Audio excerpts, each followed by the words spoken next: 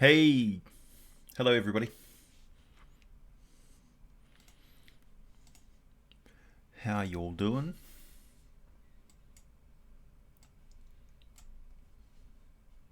God damn, my mouse is just going crazy lately.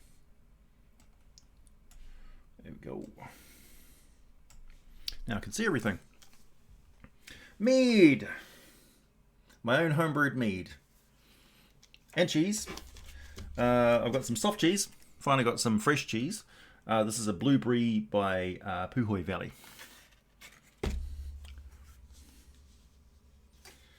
This is my slightly sparkling one. We'll see how it goes. It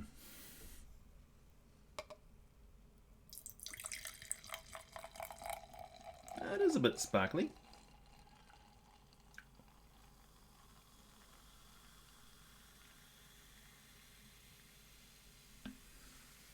It's a lovely sound. Cheers.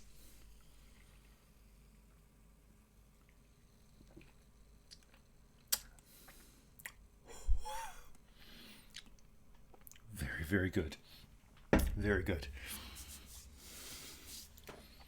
Hey, everybody.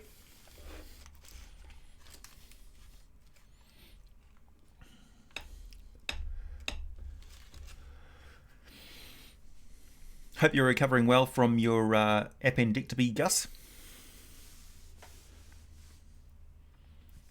Emil, nice to see you. Nice to see a couple of new Gold Dragon members, like and subscriber. Nice to see you joining. And Jesse, thank you very much. Coffee in hand, butter on chair. Yep. Yeah, you're right on time. Got some chilled vodka. Nice. Ginger beer. Tastes like water.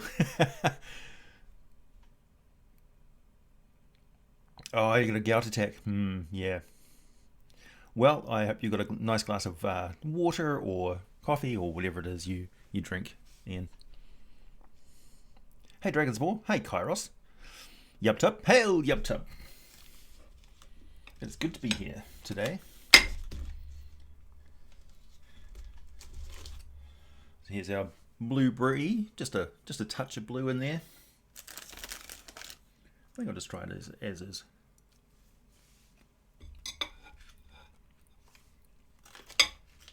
So mild compared to the stuff I usually have. Just like, what blue? Quite nice. But the start of the show this morning is mead.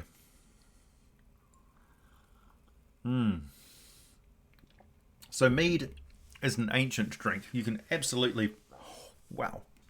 The alcohol content in this mead is really high. Mead is an ancient drink. It's been...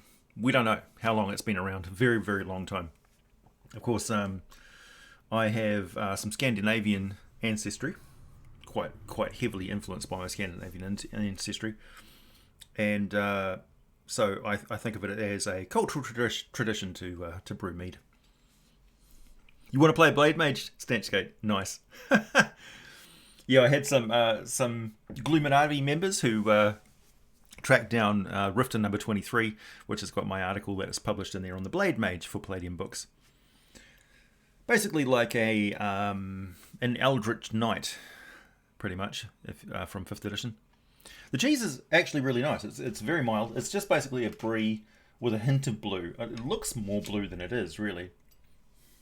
It's okay. I think it could be matured a little bit more. Maybe have this at room temperature instead of chilled. Scorch! You're so early. Yeah, mead is super easy to brew. I just basically put... For this one here, I had a mead kit. So, mead prefers yeast which is pretty hardy and slow going. It doesn't produce a lot of heat when it brews. It does produce a lot of carbon dioxide, so it bubbles away quite happily. It goes quite cloudy when it's brewing, and then it clears up. And by, say, November or so, when I was planning on opening these up and having them with family, which plans have changed because of COVID-19, This will go more of a sort of a golden clear colour. But this is pretty much as you would expect a mead to look. For those of you who say that it looks like urine, yeah, a little bit, I suppose. So does lager.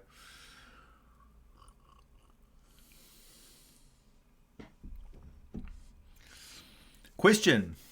A woolly Loxodon barbarian dual wielding, how does that sound? It sounds fine. Hey William, nice to see you. If any of you got any questions or anything, just at me in the in your comments, and I can see those a little bit better. Yeah, mead is basically, this is just water. It's 10 gallons. No, hang on. Not 10 gallons. 2 gallons of water at what's the pounds of 2 kilos of honey to 10 liters of water was my ratio. It's topped up with another bit of honey and water halfway through the fermentation process died down, and then I fed a little bit more water and honey into it. It's got around about a teaspoon of specialist brewing yeast for mead. It's basically a wine yeast. And it is technically a honey wine, I suppose. It's more like a honey cider, really. You just basically mix them together, keep it at a nice temperature, below body temperature, but it's slightly above like cold, and it'll happily brew away. You add a little bit of nutrients if you want to, in the form of like citric acid and stuff, and basically you want to add some nitrates to it. Usually people put fruit or something like that in there. That's mainly to give the yeast extra nutrients while it's brewing away, but that really just sort of speeds up the yeast brewing process. This second batch that I've got on at the moment hasn't got any extra nutrients in there. It's just honey and yeast and water, so we'll see how that goes. Hey Comic Nut, I'm feeling generous because I'm officially a college graduate as of today. Can beholders become liches? Congratulations! Yes, beholders can become liches. They become death tyrants. Which is their version of an undead.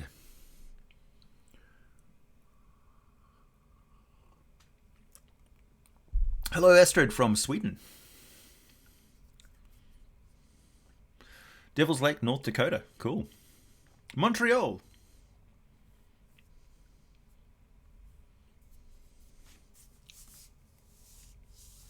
Blueberry is pretty good.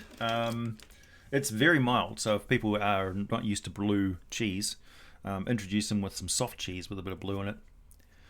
My day so far has been pretty busy, actually. Yesterday we were putting up a greenhouse outside, so we cleared a lot of ground, and we did some measuring, and we hammered in some we hammered in these steel poles to be the anchors for the four corners of the greenhouse. Because it's a tunnel greenhouse with polyethylene, I think it's polyethylene, plastic over top of it. So it's a metal frame, tube frame, and kind of like a aircraft hangar. Anyway, so we're hammering in these things, and I estimated, we'll do it about 2 meters, and we'll hammer like a meter in, and then have a meter sitting out. And it turns out that we didn't need a meter sitting out, and we thought, well, we're not going to cut off the top, we won't waste it, we'll just hammer it in some more. So we ended up hammering about 1.5 meters into the ground. And that was hard work. It was really hot yesterday.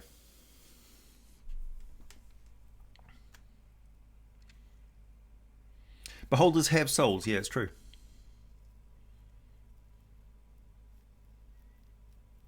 A red nose talkie stream with AJ. Hey, what's up?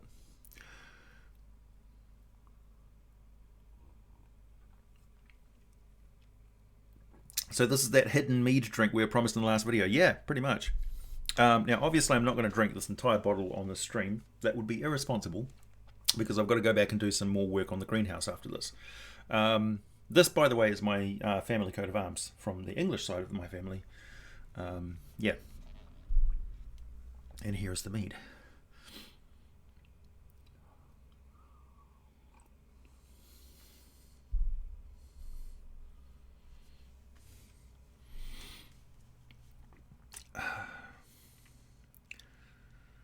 Congrats. What are you congratulating me for, Nathaniel? That the mead turned out okay? Yeah, baker's yeast is fine. All yeast is okay. It has different accents to it. This one's good because it basically makes a very high. It's got a very high alcohol tolerance. See, alcohol that the mead produces is a waste product for the yeast. So it doesn't actually like being in a high alcohol environment. It kills it eventually. So the more tolerant a yeast is of that toxic environment, the more alcohol you can get out of the yeast, because the more alcohol you can get out of the mead, because the mead is basically just honey getting converted into alcohol, sugar, alcohol. So the more tolerant it is, the stronger the mead. And this mead has got very high honey content, so it is very strong. Well, this one glass here will get me quite happy. Thank you very much. Sacramento, nice. Yep, it's a regular event, D. Perry. Every weekend around this time, I have a live stream. Sometimes I'll have a live stream midweek as well. But every weekend on Sunday for me, Saturday for the States.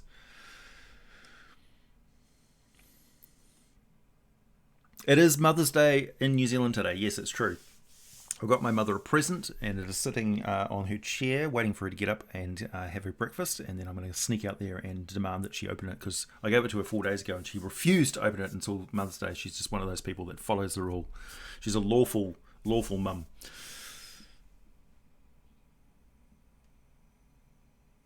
Hey, Hangry Fangler, nice to see you too.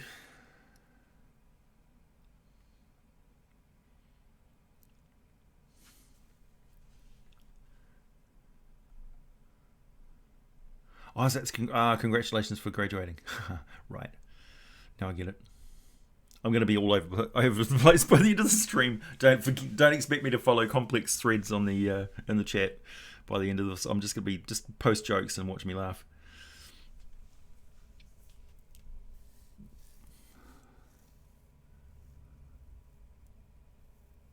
I need to play a dinosaurs person Blade Mage.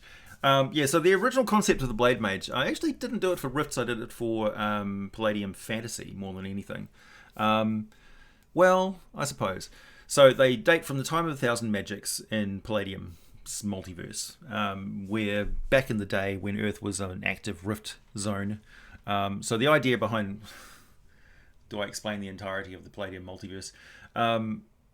Earth goes through cycles of high and low magical energy, and Rift's Earth is very, very high magical energy, corresponding with a nuclear exchange which caused a lot of people to die instantaneously. And that was almost like a mass sacrifice, so all these souls flooding off the Earth burst open the magical seams, so to speak, and creatures from other dimensions arrived on the planet. And the remnants of humanity are fighting against a incursion of supernatural hordes. Some people go with it, and other nation states do not.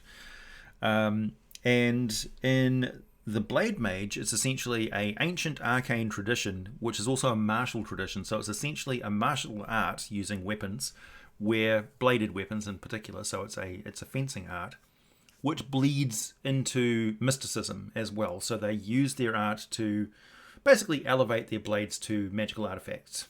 And one of their rituals is they plunge a blade into their body and bind with its soul to blade. So a part of their soul goes into the blade and it becomes a living extension of them, where they can cast spells through it and things like that. A grueling process that could result in their death quite easily. Drink the bottle. Hey, promote responsible drinking. Thank you very much. I know my limits. Makes the work go faster. Probably. Did I ever play other RPGs, JBJ? Hell yeah. I have played so many different RPGs. Let's see. What's some highlights? Toon. Traveller. Oh, what haven't I played? I didn't really like Battletech very much. I think Battletech would be better as just a straight up role-playing game with robots in the periphery, and not the actual robot side of the game. Robotech and all the other Palladium games, Teenage Mutant Ninja Turtles, Ninja Spies, Beyond the Supernatural, Rifts, Heroes Unlimited, Nightbane. I didn't really play much of Through the Looking Glass and those sort of supplements and stuff. I sort of combined that stuff with... I split Palladium up into the SDC side of it and the MDC side of it. Traveller, I really like Traveller. That's been a perennial favourite for years. I'm always looking for a good Star Wars game, and I really like not Teenage Mutant Ninja Turtles, the spacey side of it. So Phase World, Rift's Phase World is more my scene, not the Rift's Earth sort of side of it. I like my Supers game. I like the Mutants and Masterminds side of it, but it's a little I don't know. I sort of went off Mutants and Masterminds after a while. I like a lot of D&D sort of clone stuff. I like Warhammer Fantasy. I really like the Warhammer 40k universe, and I love role-playing in that. What else? I like some of the low-tech sort of rules editions of D&D. So I've got Osric, the original OSR basic D&D sort of thing. I've tried out Pathfinder. Can't say I really like it very much. Yeah, so many different games really.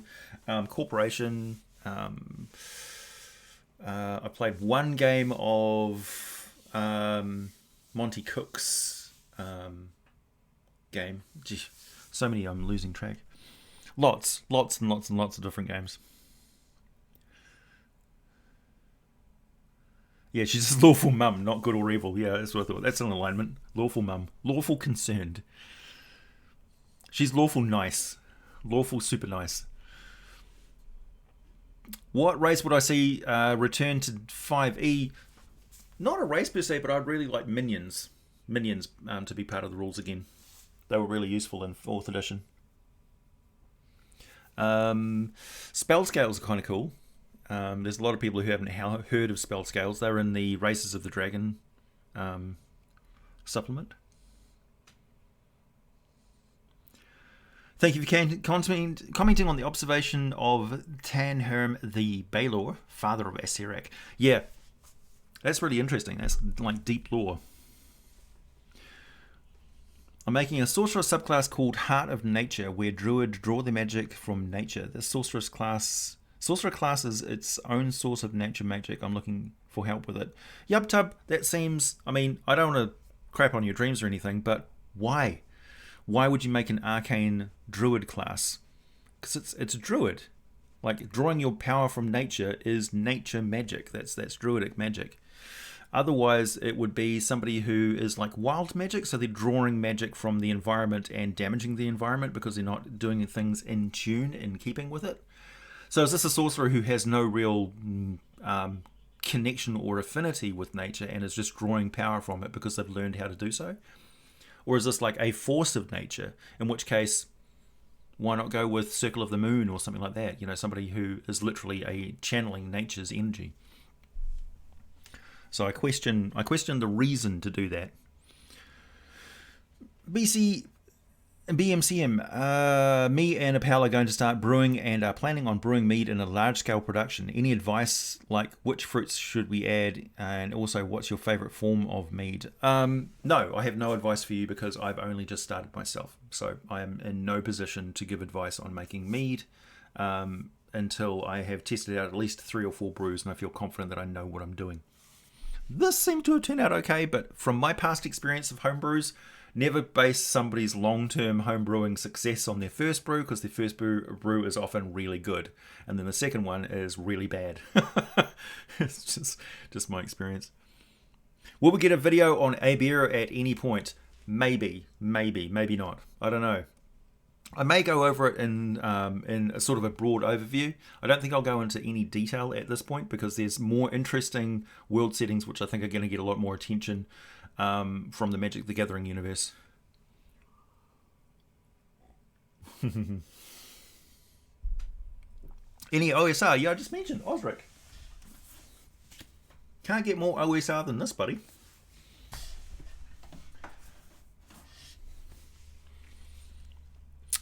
There's a really good source book which has come out of Australia,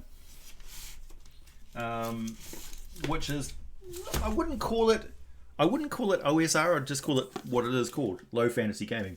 You gotta love Australians and New Zealanders for naming things exactly how they are. Low fantasy gaming. So it's got the feel of the grittiness and less magic of early edition D&D. with a lot of the modern sort of tricks and things that have developed over the course, which have made the game better. So it combines old and new to make a very good system for running games. And I highly recommend you check it out.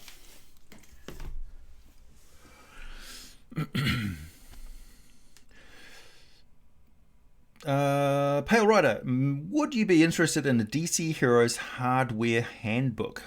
I'll send it to you if you want. I found it last night in my box of stuff. Absolutely, I would. Yeah, for sure. Get in contact with me. I'll even slip you some bucks for the shipping. Fair is fair. Yeah, really, absolutely. Actually, I need to probably get some more of that DC Hero stuff.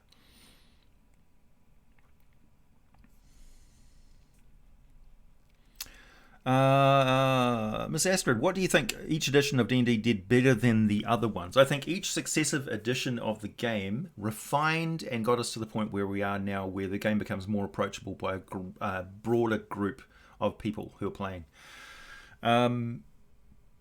There's always been a battle between simulationist and story. So is it a fantasy story or is it more sort of realistic? You know. And I think 5th edition did a pretty good job of paring it down to getting rid of stuff that wasn't necessarily that important to the game, which a few people miss and have commented that D&D 5th edition is just like too basic.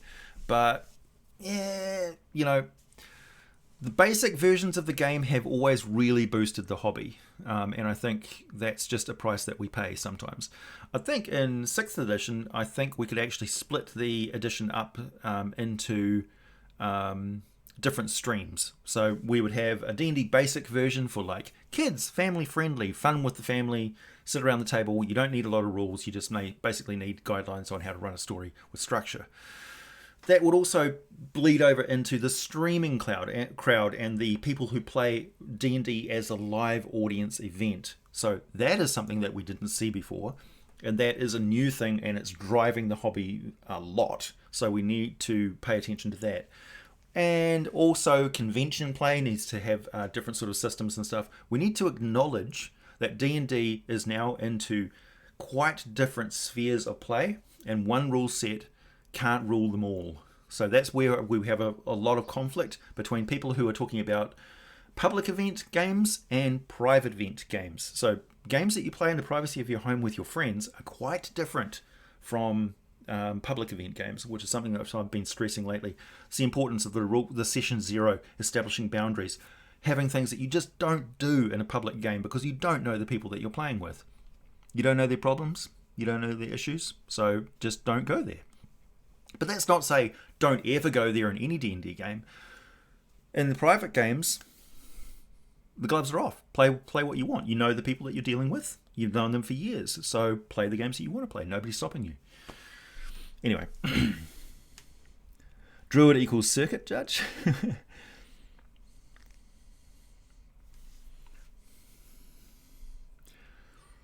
Dark Sun, yeah. That's what I was thinking with the druid drawing things arcane like that. The sorcerer who draws from natural energies. Merlin was a druid? Possibly.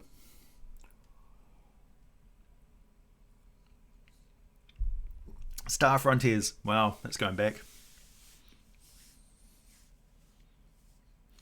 Maybe he wanted to get druid spells with wisdom as a casting modifier. Just play a sorcerer that uses wisdom. Why not? I think that probably bleeds over into Warlock as well. What if you're, you know, a Fey origin Warlock, for instance?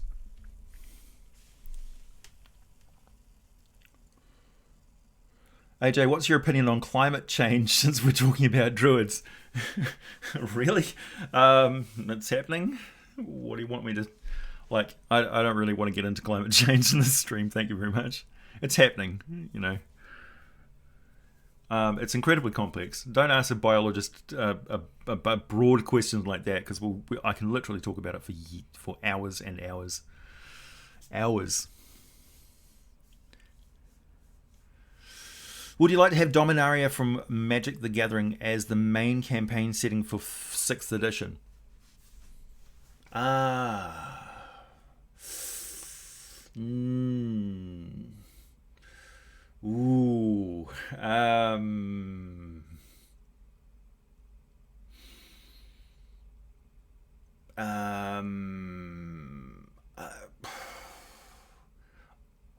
I don't know. I don't know.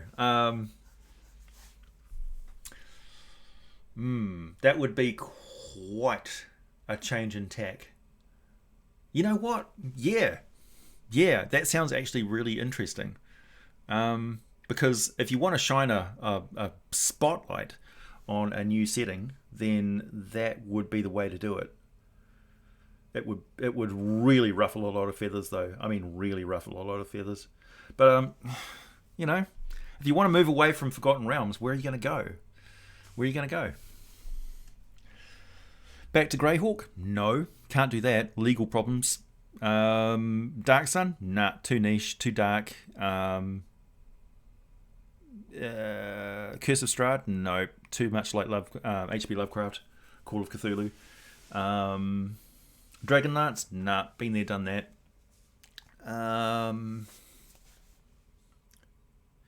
Logically, if you're going anywhere other than the Forgotten Realms, that would be the way to go, or something entirely new. Eberron, could we make Eberron the main focus of D&D? I don't know, because the creative minds behind that are largely working for a competing company.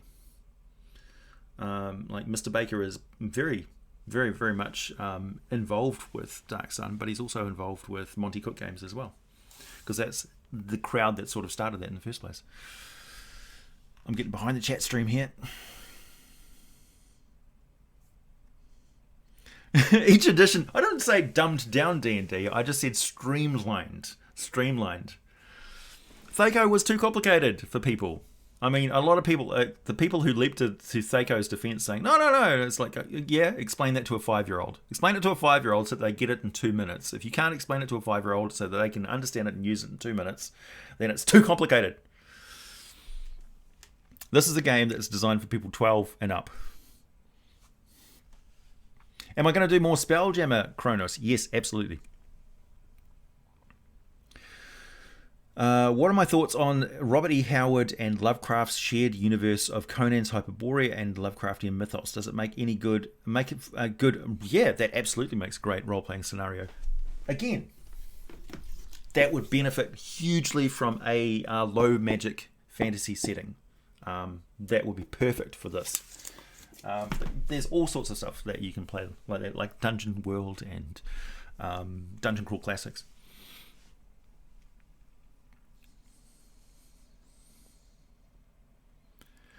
What was my favourite 4th edition change to the lore of Forgotten Realms?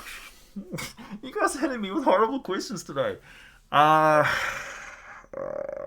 liked Shard Mines, the Quam, and the living crystal deity that formed a boundary between the Far Realm and the Primaterial universe.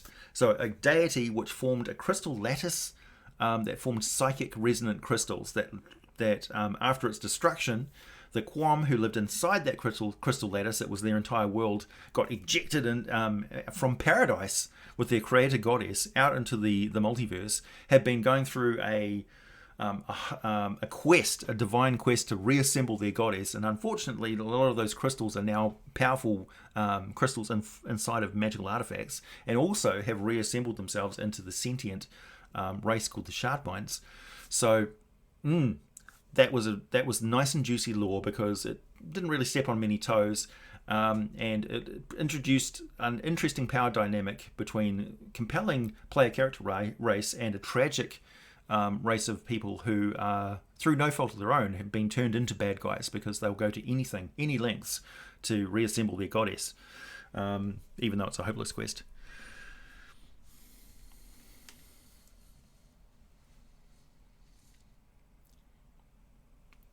How would I run vampirism in a spacefaring campaign, e.g. solar radiation? Same for werewolves. I would play them as a pathogen, essentially. Lessen the supernatural aspect of them, maybe a little bit. Because they're very powerful in a situation where in space, your resources are very limited. Like, for instance, if wooden stakes is the only thing that will paralyze a vampire, we're going to find wooden stakes in spaceships. What was the best fantasy novel, not D&D related, you have ever read? Magician by Raymond E. Feist is probably one of the best. Although I guess you could argue that's D&D related. David Zindel and the Neverness cycle of books, which is very hard sci-fi. Also, I'm a huge fan of Peter F. Hamilton, and The Night Below. He writes these great big sprawling long stories, which are sort of near future. He relies a lot on a couple of caveats. One of them is portal technology, so stepping from one place to another through a linked portal, which is not that far-fetched actually. But I love his idea of integrated cybernetics and things like that. Elon Musk is currently progressing us into a deeper integration with machine interfaces and taking technology inside of our bodies now, which is inevitable. I welcome the change. I'm a transhumanist myself, so that's fiction that I like reading. I'm kind of used to the idea of people having interface with machines more and more as we go. I think it's a natural progression of our evolution. So yeah, I like reading about that sort of stuff, and Peter F. Hamilton is a leading author if you want to put your head into the mind space of a future where that sort of thing is commonplace.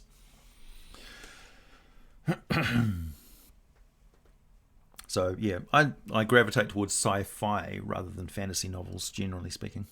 But of course, D&D related. Here we have all of the Drist and the Companions of Mithril Hall books over here. Stay away from public games. No, public games are fine. Basements and lizards. Star of Elves, fun or goofy? Fine. I mean, with anything, it's how you play them. If you want to play a game where you go back in time to when Sun Elves were kind of ruling everything on Faerun, that's a really compelling time, because it's like going back into a time on Faerun where elves were the dominant culture. So humans were rare, and dwarves were very rare, and elves were just all over the place, dominating everything. And they were contending with dragons and giants. That was a really interesting time. Also, the Imaskari Empire was vast. It was a lot bigger than people thought it was. It went all the way from the shores of the Sea of Fallen Stars all the way out to almost the borders of Karatua. So it dominated the eastern region. So there's ruins of ancient Imaskar all over that region. The Rift War and Serpents War sagas, yeah, absolutely. Make Spelljammer the setting. I think Planescape would be more interesting as a setting, but where have we got to explore? Don't you want the game to grow? Don't you want to have new stuff in D&D, not just rehash old stuff? Sure, take a look at old stuff and update it for the modern sort of time period and things, but what do we need to change about Planescape, really? What would you publish other than this is Planescape as it was, but with 5th edition rules? You can do that yourself. I don't need to publish a book for you to do that.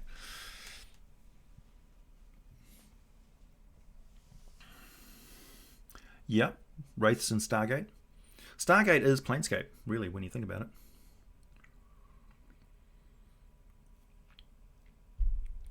And then Stargate Atlantis was Planescape with a little bit of Spelljammer.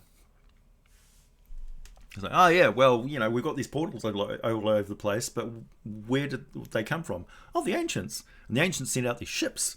Through what? Through the phlogiston.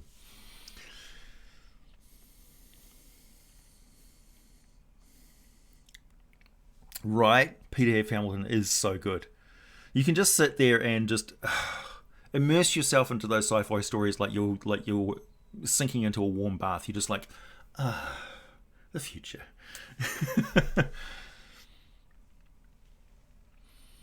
Thank you, Yaka. Hi, made a homebrew blood hunter, level 6 sanguine ritual, polycythemia. Your blood is poisoned enemies. Your blood can harden quickly. Weapon protection. Interesting. That would be really tricky, biologically speaking, that your blood can harden. I don't even how would that even work? Inverse armor class was possibly the dumbest thing about early editions. Yeah, that's my hot take too, pretty much. I didn't like it back then. I don't like it now. I've never liked it. I thought it was bad back then when there was no other alternative.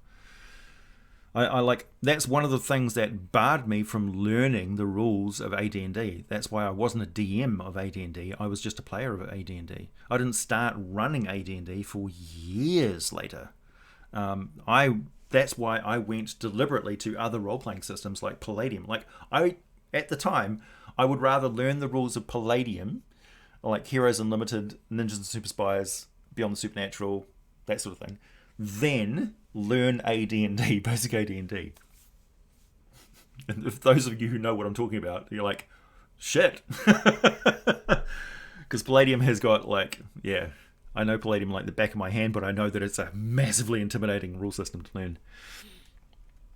Downside, you must exsanguinate every 3 days, otherwise suffer cumulative negative effects. Thoughts. My thoughts are, I love, I've seen many really good systems, like point-based systems for vampires, running vampires, or vampires, where you basically drain people of blood to get blood points, which you spend on your abilities, and you sort of tax your blood and have to go and top up on blood again by attacking more victims. If you don't use your powers, you can last a lot longer to sort of get by on one victim every few months or so. But if you're an adventurer who's going through a lot of your vampiric powers to achieve what you want to do, then the body count just racks up really quickly, and you look for victims.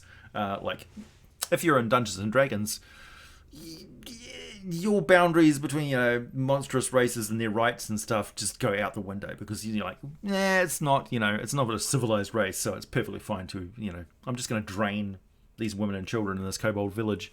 It's like, yikes. You can play good vampires. Normally, I was once upon a time very much against good undead, but it's part of the story folklore that there's people who are turned into vampires against their will, and you can argue that it's an undead entity which is using the veneer of the previous personality of the person. Like the soul of a vampire, the original soul of that person is gone, right? It's just an undead vessel. It's a husk. It's a corpse which has got an entity which is using the personality of the person that they were.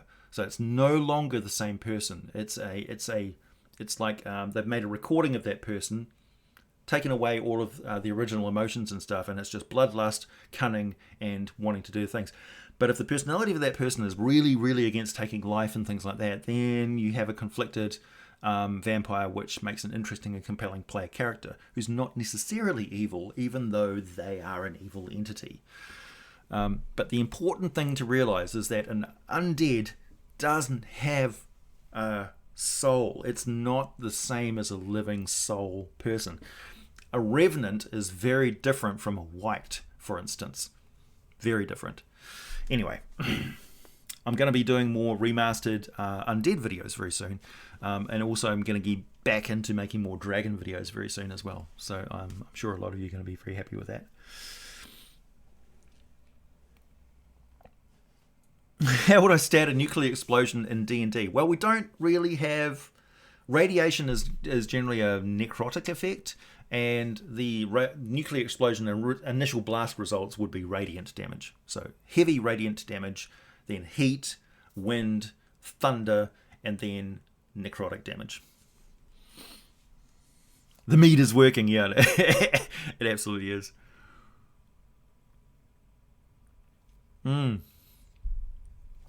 Oh, Dune is a classic. Absolutely.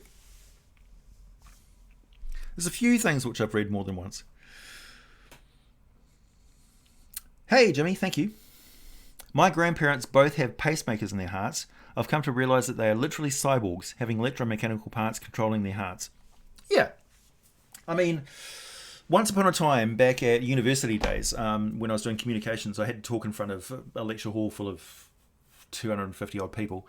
And I basically said, okay, what is everybody's view on cybernetics? And they're like, nobody really wanted to venture opinion. I said, okay, how many of you here, hold up your hands, have got cell phones? And most of the people in the audience held up their hands. I said, how many people in the audience have got a body piercing of some kind?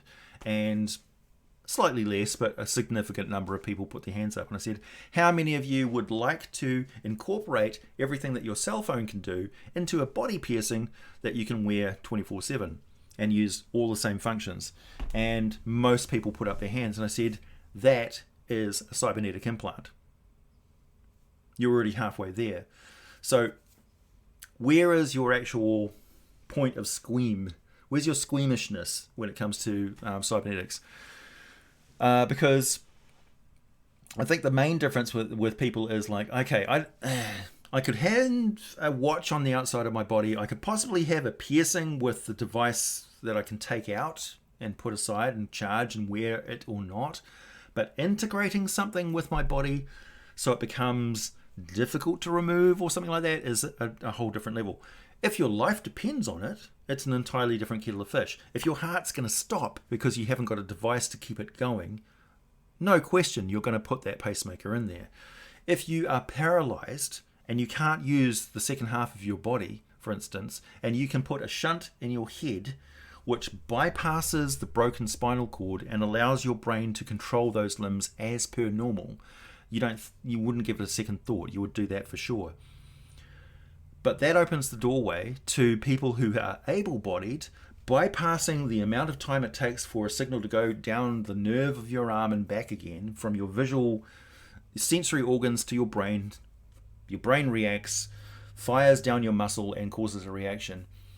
If your signals are sped up by computer control to be much, much faster than what your nerves can do, then you are now a person who is advanced beyond what humans were originally able to do.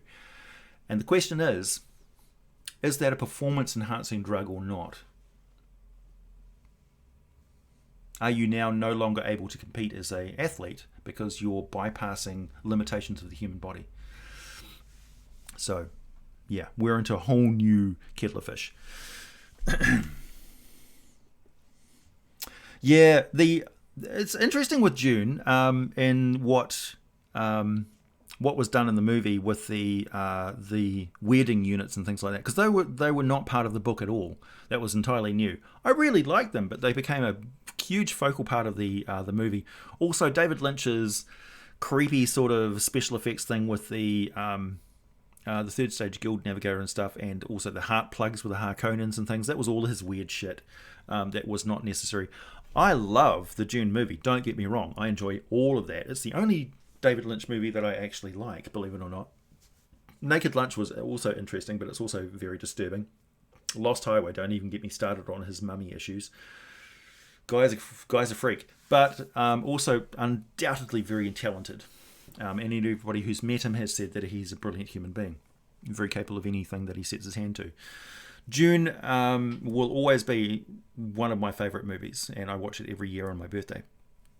And I've read the book more than a few times, which is very rare for me. I usually only read books once, maybe. I think there's 2 or 3 books which I've read twice. Merlin's Mirror by Andrea Norton. Okay, I'll have a look at that ogre. Sorry, I had to skip ahead here. How would I play a Death Knight? Whatever the backstory of that character implies. I don't know what the details of that Death Knight are, so I can't tell you generally what their reaction would be. They're very good as tragic heroes. Or tragic villains.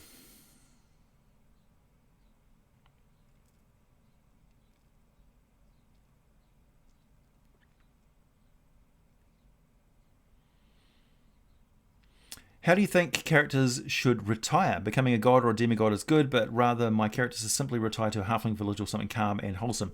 I think they should become leaders of their community. They should, like clerics should become cardinals or bishops of a church. They should invest their money into opening a cathedral for the community. Fighters should become lawmakers or famous mercenaries or trainers of famous fighters. Retire to a martial college, for instance, or become the king's champion who trains the national guard of or militia of that place. So I think integrate them into their background and establish new kingdoms and things. For instance, in the Forgotten Realms, you could send your character off to form a duchy in the Border Kingdoms, for instance. They establish a land of their own. They fight back the wilderness and try and build a new nation. You still have the ability to do that in the Forgotten Realms. It's all not. There's a lot of untamed frontier on the continent of Faerun. How would I rate War of the Spider Queen compared to what? Compared to what else, Scorch? I think I do have a least favourite novel of R.A. Salvatore. That's the one where there was all the stuff about the princess and the lord and the girl that got pregnant and her lover throwing himself off a cliff and all that sort of stuff. And Wolfgar getting involved in that as his path to redemption out of alcoholism and stuff. That was a dramatic departure from the previous tone of the other novels, and I found it really quite a slog to get through. It was like a long time to pay off the connection between those characters.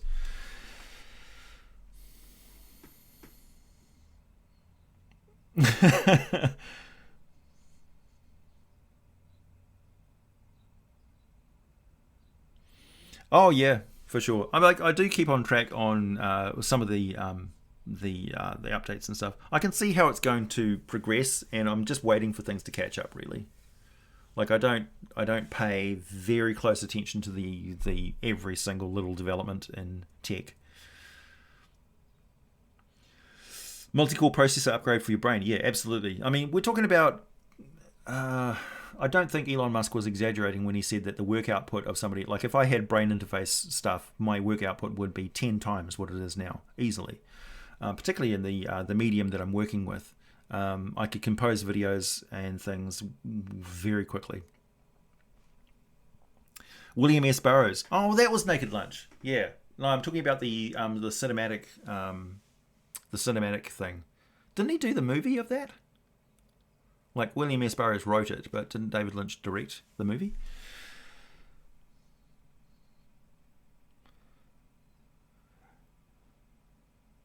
Yeah, I think the Olympics is a really interesting thing because it comes down to identity politics, the romantic idea of identity politics, and the hard reality of physical limitations and physical capabilities of people in competition.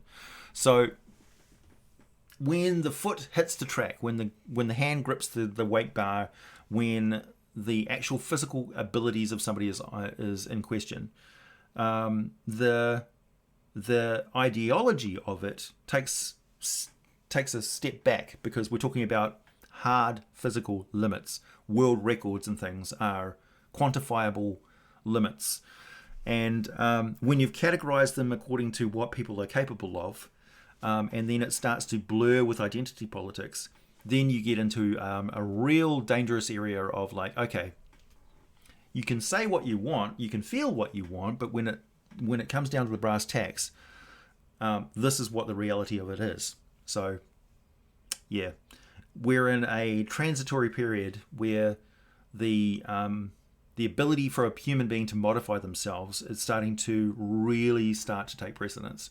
And don't get me wrong, I am absolutely looking forward to the ability for human beings to transform themselves into anything they want to be on a daily basis. I feel great frustration sometimes in the limitations of science and technology for just our mental freedom to be what we want to be. Cronenberg is another great director. Oh, okay. Cronenberg was highest, yeah.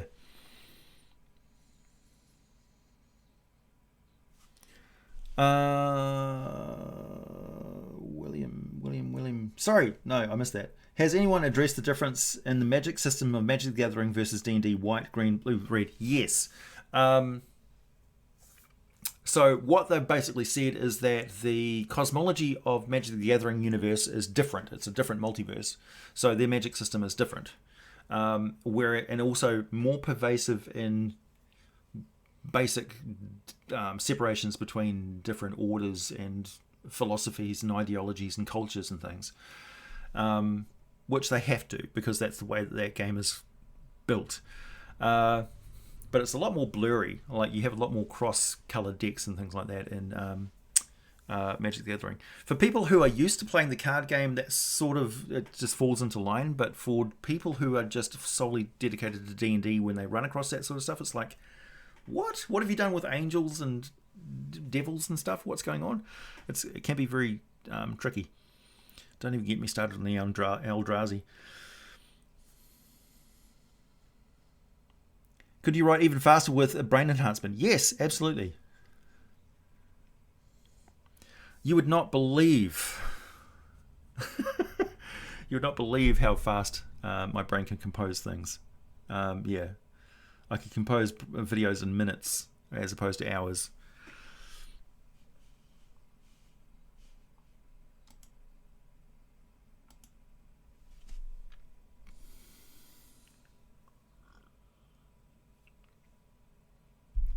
How would a great old one warlock retire? Probably in a padded room somewhere with a very tight-fitting jacket.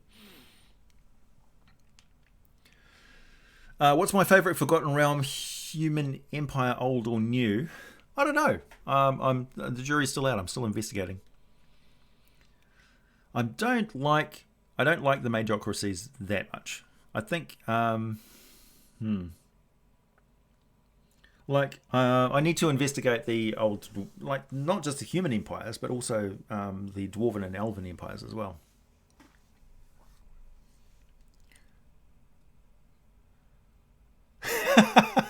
I'm sorry, Kakastuk. There are no clues in the background. There's just, there's the new super chat sign.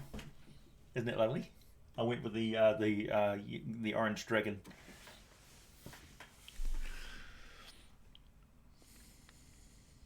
Yeah, so with brain enhancement, absolutely.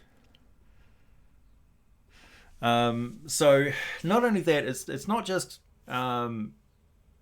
enhancing what your brain can do communication wise. Like you'd be able to see your dreams as they're happening while you're awake, for instance. You'd be able to slip into different states of brain activity at will. You'd be able to stay awake for hours and hours and days at a time. You'd be able to compress memories and record them exactly. You'd be able to record all of your sensory information, so you could I could actually be reliving a memory of what I did several years ago right now, and I wouldn't know it until the memory switched off. You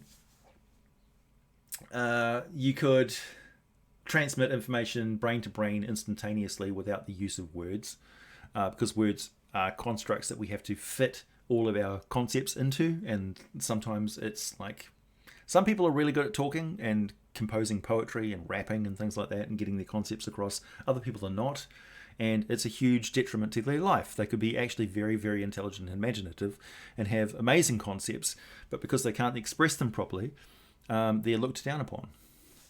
So yeah, I mean, how many times have you come across a smart person who's got an accent that you associate with stupid people and you judge them for it?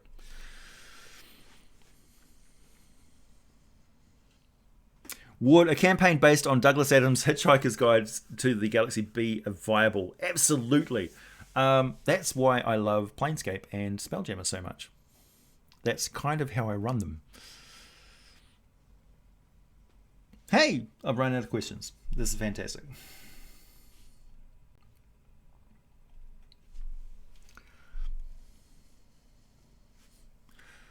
Man, I've slowed down on the mead consumption.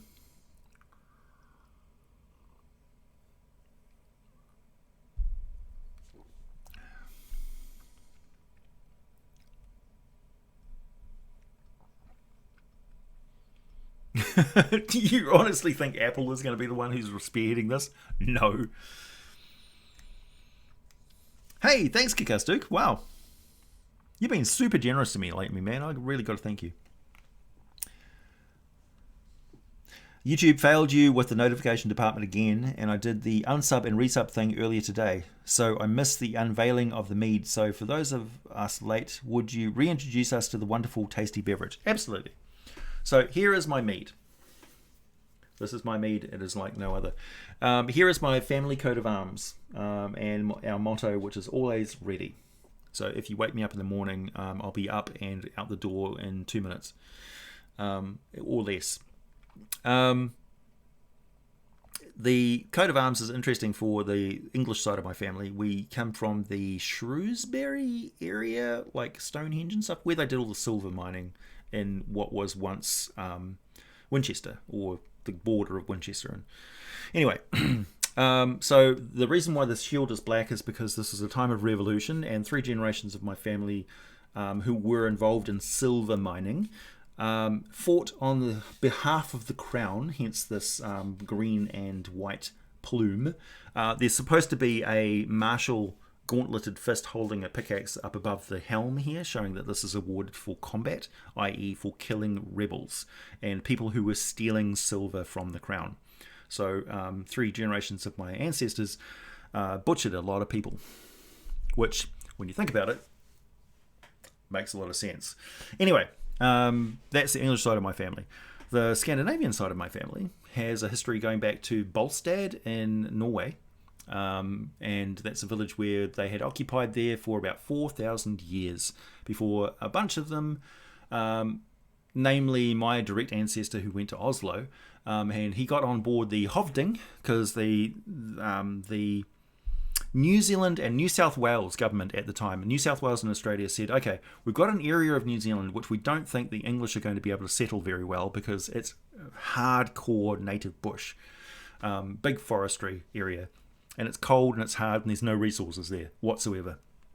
So let's go to Norway and get people who are used to freezing temperatures and chopping down trees. And so they sent this ship, the Hovding, which had made a lot of money transporting manure around Norway and between different places, and it went all the way from Oslo all the way to South Africa, to Cape Town, and then all the way to New Zealand, mainly carrying Norwegian families 150 years ago. It had 1 English family on board the ship, and those Norse settlers founded the town of Norsewood and Danevirk, and Norsewood in New Zealand, which still exists today, and a main trunk line of communication and transport through that forest next to the next to the Urawera Mountains. So that is where my ancestry stems from, and that is why I identify so well with Mead.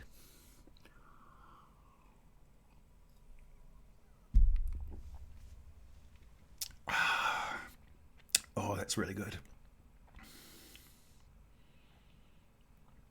Also, the reason why I don't have any extra like fruit or like cranberries or anything like that in my mead is because, as a Scandinavian, my favourite flavour is plain. Vanilla is a flavour. I'm always confused by that. It's like, oh, it's so vanilla. It's like, vanilla's a flavour? You haven't had rye porridge, have you? You don't know the meaning of plain. And yet, on the other hand, we can eat fish which would turn your toes up. I've had comments from Polynesian people in New Zealand about my ability to eat fish like they do. It's like, you've got a diet actually pretty similar to us. And it's like, yeah, I'm an islander.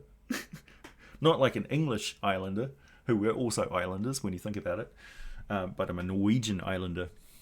So, yeah, a lot of similarities. And also having to identify as, like, I'm not, like, my ancestors, were not English conquerors. They were settlers who were invited here and never had a contention with anybody. Hey, thanks billions and millions. Had to pour a glass of my own wild fermented mead named Dverga, Old Norse for dwarves, befitting the stream title. Cheers! Cheers.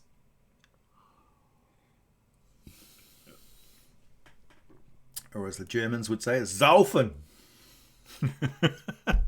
Skål. Skål.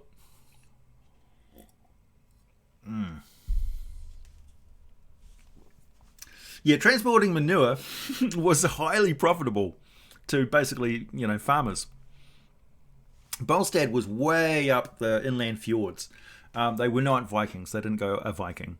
So they didn't go raiding and stuff like that. They had everything they needed there. So the village had been subsisting quite nicely on salmon and farming for 4,000 years. So before England was even England, their culture was already old. Hovding translates to chieftain. Interesting. I didn't actually know that.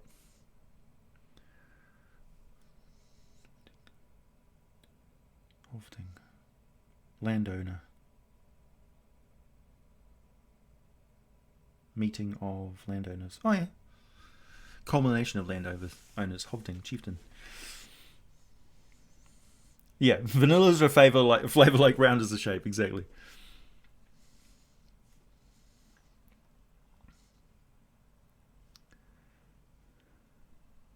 Mead golem. Yeah, it's one hell of a trek. It took a long time. Several children were born on the journey. A few died. By the time funny story, the English didn't like the English family on that vessel. This is the story that's been passed down through the generations, but it's backed up by the harbour master's records. When they arrived in New Zealand, the English family originally went directly to the harbour master and accused the ship captain of having insufficient stores for survival on board the ship. This was a serious accusation. The ship captain then took the harbour master to the ship and showed that they still had 3 months worth of provisions still on board the ship from their trip from South Africa, and that the English people's claims were spurious. The harbour master then said, yeah, okay, no problem. The reason why they said this was because in the morning, the Norwegian people on board the ship would eat rye porridge. Rye porridge is basically like dark whole grain wheat as a porridge, right? So not milled, ground up wheat and stuff, and pressed wheat. It's like hardcore. You've seen black bread and stuff like that they have over in other countries. It's very filling, very filling. It fills you. It's like eating brown rice. It's like, whoa, it's very filling. So they don't eat a very substantial lunch. They have most of their food at dinner time later on. Every family on board the ship would cook their meals in. There was one area on the ship which had like a metal plate, and they would literally build a fire and cook their food there. They didn't do big group meals for everybody on board the ship. Each individual family would have an allocation of their food that they would cook and eat during the day.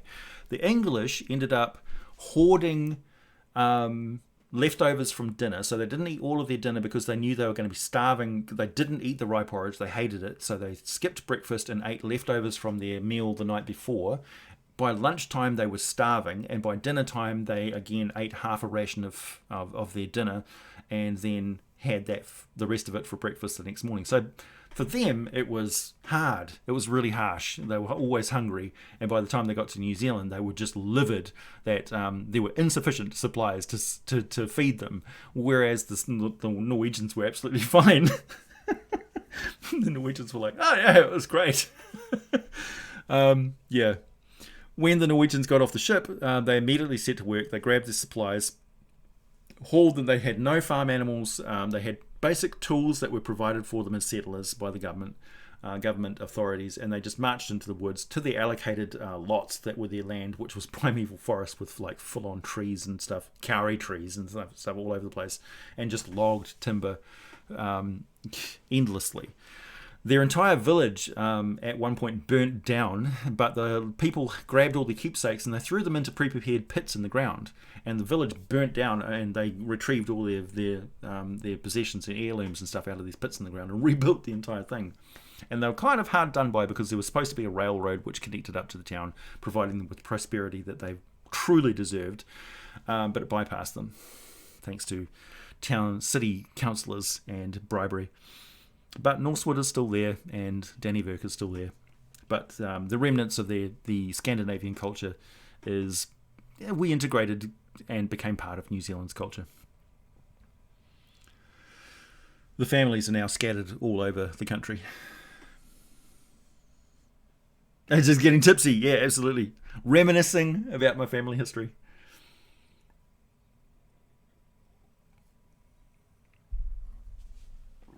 Okay, Scorch, now we're getting there. How would you rate War of the Spider Queen by R.A. Salvador compared to the rest of his works? 0 to 10, 5 to 10, or 10 to 10? I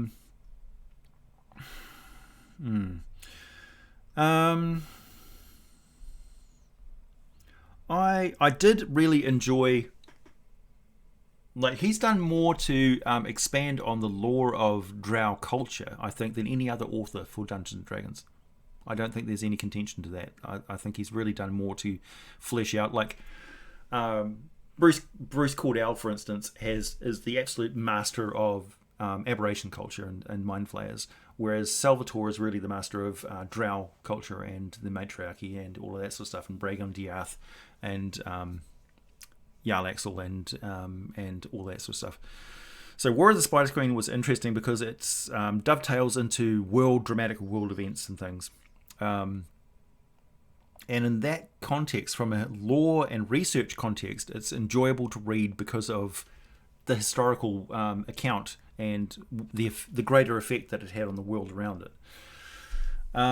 As for the actual story, if you're not already a fan of R.A. Salvatore and you're reading that, I don't know, because I already read all the other novels before I got into it, so I was used to R.A. Salvatore's style, and I was kind of happy that he was going back to something that he was comfortable with and wanted to sink his teeth into and expand on the lore of. So I would say, from my perspective, it would be an 8 out of 10. No tea. I've got some coffee, but I'm drinking mead. Or do you mean tea as in gossip?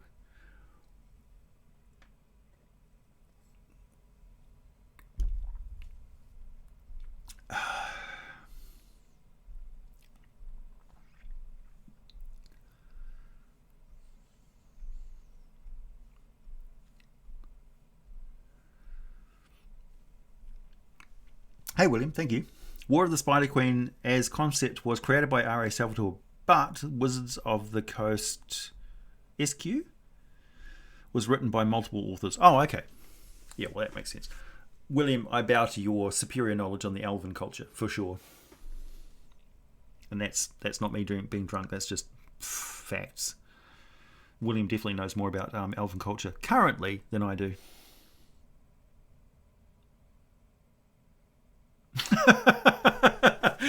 Exactly. Get a sage drunk and he starts telling stories. Are you surprised? Dude, I could tell you stories.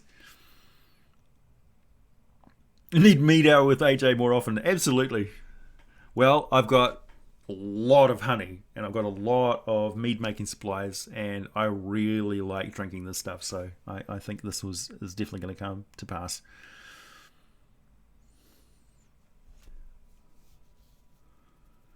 Eating a steak that lived in seasoned butter for half the stream. Cheers. That sounds delicious.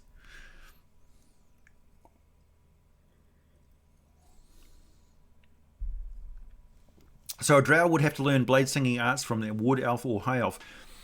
Interesting. Yeah, so I wonder actually how pervasive the purge of non-Lolth culture has been in drow society. Whether they actually have got secret bolt holes where they've hidden away the lore that they had when they descended into the Underdark in the first place. So drow culture has this subversive underground railroad, male rights, different gods underground to it. You know what I mean? It's far more complex than people give it credit for.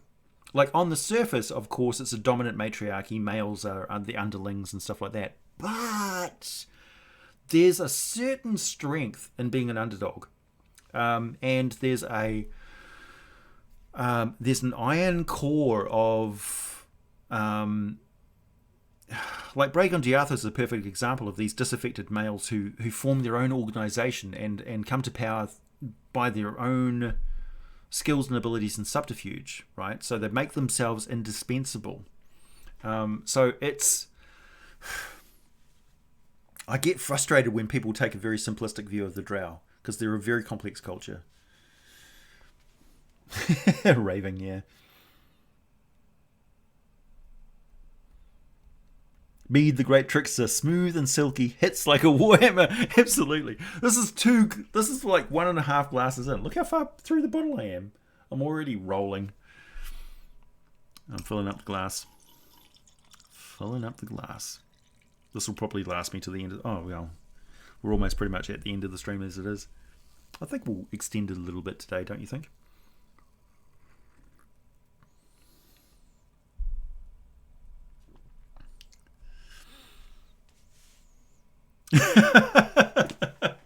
That's one thing you don't see Mr. Rex doing. I've never seen Mr. Rex do a live stream. Have you? I love the guy's work. I really do. I actually really enjoy his videos. I do. It's true.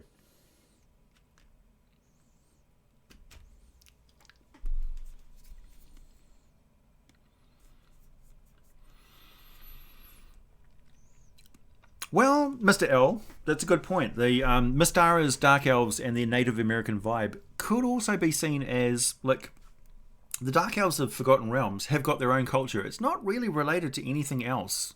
It's built on their own history and mythology and vibe, right? So it doesn't really correlate to any other culture that we've got experience with. So you can say that the allegories break down. And they're really contrived sometimes, and they really feel like it sometimes.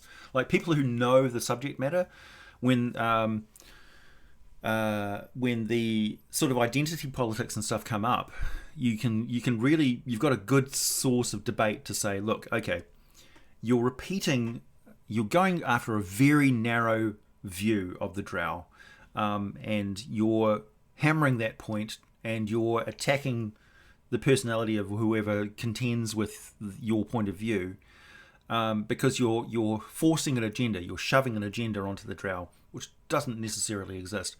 You need to acknowledge that the world is a broad place and there is diversity in culture, not just gender and race and things like that, but religion, worldviews, education, attitudes, dominance, that sort of thing. So the Drow are really interesting in that regard, because role-playing allows us, and should always allow us, the ability to step outside of ourselves and put ourselves into story and explore different ideas and controversial ideas and things like that, because they're just words and imagination. And when it starts to conflict with social groups, like previously it was religion, because this is stepping into their territory as well.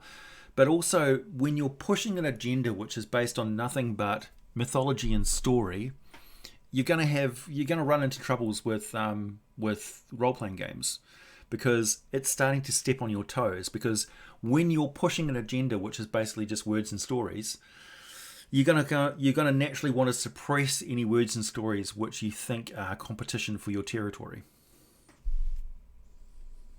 That's why role-playing games will continually run into problems with shysters and politicians and zealots. Hey, Mario Sack, thank you. I used to just write off Drow as an edgy elves, but over time I realised how interesting they could be. Probably my favourite elves, and I kind of don't even like elves. Exactly. Also, one of the things I want to get into is the Crown Wars, and you'll see people who are into the lore and the history of Forgotten Realms in particular talking about the elves being the bad guys. Like, elves absolutely deserved every disaster that came to them, because the Crown Wars are just a shit show. Honestly, I think really I should sort of reserve my judgment until I'm starting to talk about like facts and stuff. But a lot of the elven problems was their hubris, for instance, their clinging to old social structures, their nobility and stuff. So they saw themselves as doing no wrong, and they would leap to the defense of any elf, no matter how atrocious their behavior, because of old alliances and traditions. And that led to some really, really dark shit.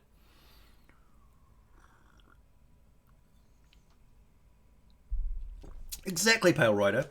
This is the thing I want to point out to people, particularly any fans of Mr. Rex who, if anything you ever watch of mine, please tune into this. I am not in competition with Mr. Rex. Mr. Rex is not in competition with me. We cover the same material quite often, but we have very different voices. A lot of people don't like my accent. They don't like the cadence or the speed that I do things. I'm constantly trying to improve my channel. Mr. Rex has always been very polished. He's in the gaming category of YouTube. I'm in the education category of YouTube. We're actually in totally different streams of algorithmic fandom.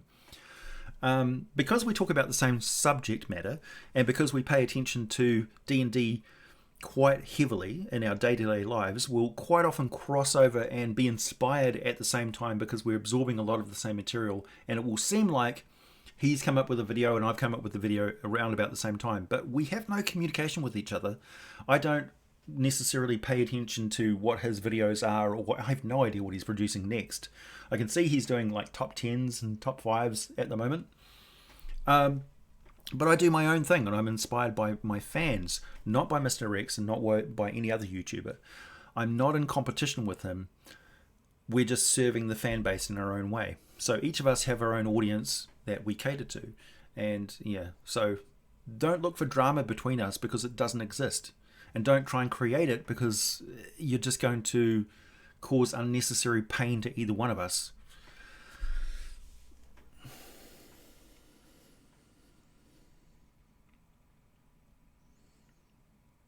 Yeah, I have played Pathfinder 2nd Edition. It was only at PAX, PAX Australia. I played 2 sessions of, was it 2? I think it was 2 sessions of Pathfinder. I've got the books. I've got the Pathfinder core rulebook and the bestiary for 2nd Edition. I haven't actually touched them since I came back from PAX. Probably will have a look at them, but it's the same sort of problem as 4th Edition's contentious lore changes. Pathfinder takes a different look at the same monsters and stuff, and I feel like if I delve too far into Pathfinder 2, because it's so similar to D&D 5th Edition and D&D 3.5, that I feel like there will be a little bit of a crossover between the lore that may become confusing to me and also to viewers of the channel. So that's why I don't really delve very much into Pathfinder, because I feel like it's just D&D with slightly different rules, or just an expansion of an old rule set that I've moved on from. Also, I don't think Pathfinder 2nd Edition was daring enough in their changes and expansions. I don't think they're just refining, they're doubling down on what they originally did. They're not beating a new path. I don't think the 2nd Edition is anything more than addressing, it's basically an errata of their 1st Edition. There's not enough significant differences in Pathfinder 2nd Edition, I think, to justify people investing that much money into these new books. However, I do think if you're getting into Pathfinder, buy the 2nd Edition books for sure. Don't buy the 1st Edition books. Buy the 2nd Edition books, and hopefully that'll encourage them to bring out more source books and stuff in support of 2nd Edition, and absolutely support the company and everything that they're doing. I don't look at Pathfinder as my stream of entertainment, but I think it needs to exist. You know what I mean? Like D&D needs diversity and competition. It can only be a good thing.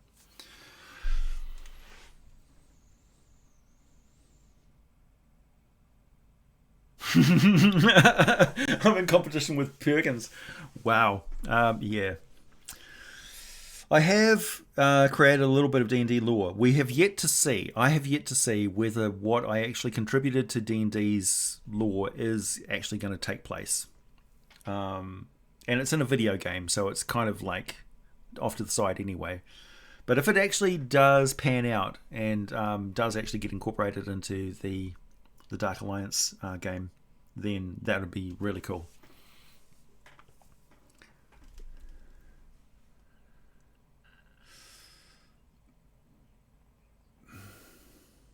When you be at home nowhere, when you say Mr. X is accessible, I got a question to you on that one. Have you ever had him reply to a comment of yours on his videos, or is he just accessible to Patreons and stuff like that? Because I'm not a Patreon of his, but I'd like to know. Has he actually responded to you? Because I can't see any way to contact him.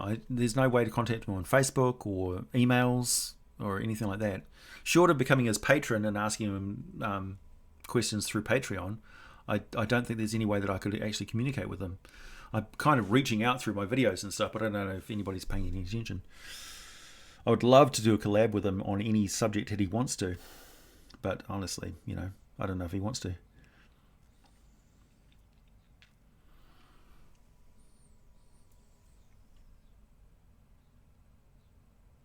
The stronger versions of the Elder Brain in D&D lore. The Elder Brain is actually really quite powerful. They've also got a weakness too, in that they exist in two different dimensions. One of them, a significant portion of the Elder Brain's existence is in the astral plane. And that's why they're vulnerable to the Githyanki attacks, for instance. And of course, their physical manifestation is an undead construct of brain tissue. So they're almost like a golem.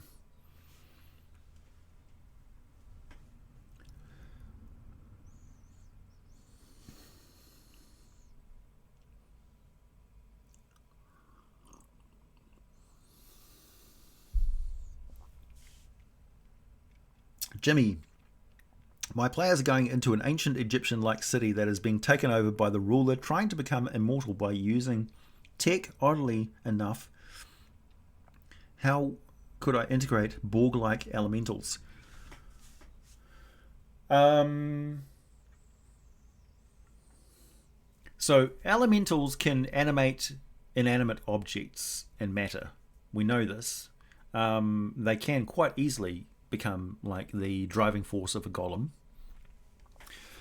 The technological aspect of an elemental wouldn't matter to them per se. They could basically just be the motive force, kind of taking the place of an engine and servos that drive the thing around.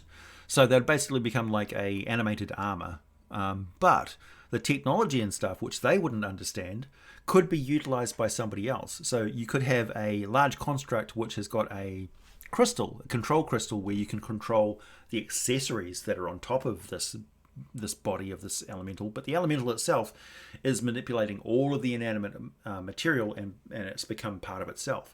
So you'd have guns and things which would have no external power source because the elemental itself is the power source. But bear in mind, every time it's firing out an energy beam or anything like that, or moving around, it's expending its personal soul energy, so it weakens the elemental. It would need to absorb more elemental life force itself. So that's something to keep in mind. Also, when the elemental expends energy in an area, it's almost bleeding mini elementals into that area as well, because every part of the elemental has the capacity to become a life form itself.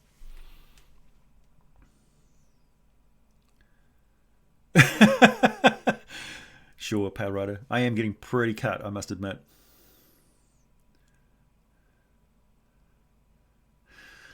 Jimmy, my players are going into an ancient Egypt-like city that has been taken over by the ruler trying to become immortal. I already read that. It's an Egypt-like city? Why not use mummies? Dude, mummies are cool. You've had full conversation with Mr. X in his comments. Okay. Thanks. That's what I want to... I'm glad to hear it. He hasn't responded to me. Maybe I need to just reach out more in the comment section. I don't know. Problem is I feel like any sort of communication between me and Mr. X is going to be it's going to be latched onto by drama hounds, and they're just going to cause problems. He's got a very different fan base to mine.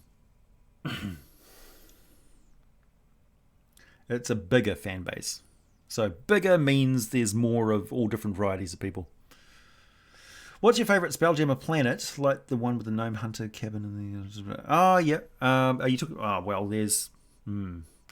Necromunda setting I haven't really talked about yet, but it's in my list of books of Spelljammer stuff. Necromunda is this smashed up crystal sphere with all these different civilizations which have kind of existed in a post-apocalyptic cosmic setting, which is really cool.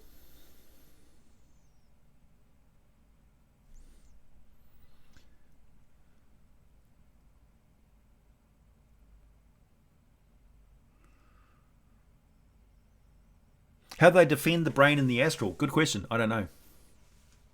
I think it might be slightly different for each one. Why are elder brains undead? Couldn't they just be alive? Because they're made from the brains of dead mind flayers who contribute their brain tissue to the elder brain. That's the whole idea. But the elder brain does also eat. It eats the young. the tadpoles. So it does have biological functions. So there's some aspects of it. So it's grafted, I suppose. It's a biological construct. D&D should be taught in school. Maybe. AJ needs a puppy. No, I need a kitten, not a puppy. I mean, I live out in the country at the moment, but it's probably only for the next 5 years or so that I'm going to be on the orchard here. Maybe 5 or 6 years.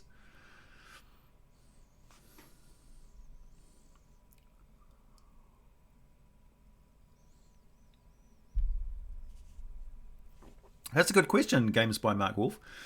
Hey AJ, why would a necromancer or lich raise skeletons when they can just make better golems? Aren't golems easier anyway, since they don't need to find skeletons? Mud is everywhere. Chems are paper? Yeah, golems are expensive. They quite often use precious materials and also toxic materials. You need expertise in artifice to actually build golems that work physically. The more you can sort of articulate the golem, the less energy it will take for the elemental to move that golem around. So there's that sort of thing. Also, it's an alien technology. We don't know how golems work, really. It's based on some mythology of Jewish culture from a long time ago. There's a supernatural aspect to the golems as well that might not gel particularly well with any particular culture. So there's a lot of things to keep in mind there. What do I think of High Amaska? I think I would fit perfectly well in High Amaska, to be honest. It's more like our modern society in Faerun than anything else that I can think of. They were a godless society. It's only there when they were decimated by a plague, a pandemic, that they brought over slave populations that they portaled in from Earth from different time periods. And that brought over gods from ancient Earth, which formed the Antheric and Mulharandi cultures from different slave groups and different attitudes and different gods. But the Imaskari people themselves were godless, which was kind of interesting. Even the Netherese were more godly or devout than the Imaskari were. Hey, thanks, Jimmy. Meant Borg like elementals, not elementals. Oh, okay. Basically, the Emperor is turning the people into Borg, but like the idea of them being powered by an elemental.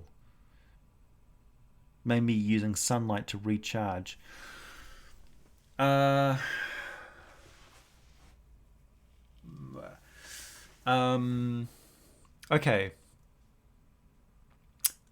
Imagine your character was cursed with insubstantiality, so they didn't have a physical body anymore, but using their long rests and short rests, they could expend their energy like action points to create physical bodies for themselves. So they were a spirit, a ghost, most of the time. The ghost could only exist inside only inside inorganic material. So they could exist in a rock or something like that. They could rest in a pile of dirt or whatever. And then when they wanted to move that dirt around, they would have to expend some of their energy to form up a physical body and move. That's what elementals are. They don't recharge through sunlight or anything like that. They don't feed on organic material or anything like that. They're a different form of life that is very alien to our sensibilities.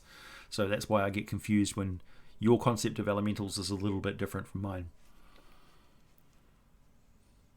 The funniest kill I got was probably from Chools. Like the third or fourth time that a Chool killed a player character in an encounter, everybody got really scared of Chools for good reason. Chools and ghouls, they sound similar, they're both as scary as each other. A puppy and a kitten. Yeah. I need a kitten that's like a puppy, maybe. Oh, no. Uluthariads are not the only source of elder brains. They're just the primary source of elder brains. Oh no, you're a cat guy? My lifestyle is better suited to cats, not dogs. I wouldn't say I'm not a dog person. I love dogs. I'm just more of a cat person because my lifestyle suits cats. I'm considerate of all animals, and I realise that being mostly sedentary and typing away on a keyboard would be really boring as fuck for a dog. The dog would just be like, you've been sitting there for 8 hours tapping at this keyboard and staring at the screen. I just want to go outside and chase a stick. But I'm not a dog person. Cats, like, sweet as. You're just sitting there for 3 hours so I can like sleep on your body. That's fantastic. I'm more of a cat person. Not a preference. I'm a cat person. I'm a person that cats like. Elder Brains can work as a collective. Yes, that's true.